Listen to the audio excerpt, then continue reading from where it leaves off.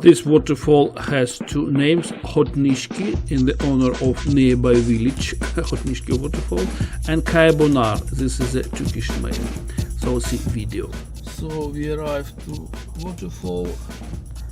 There are some places, I think. Okay, the places in shadow are busy, of course. So we'll park here. Waterfall Kaya-Bunar. This Tuesday. Not so many visitors, so it means you can park your car easily.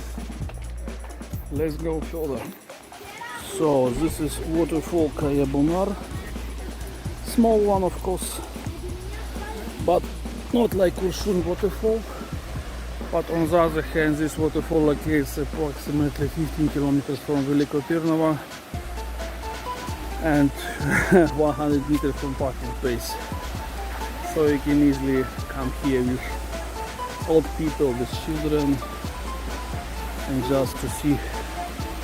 Regarding swimming, friendly speaking, the cleanness of water is under big question. So, frankly speaking, you can try, but I don't recommend you.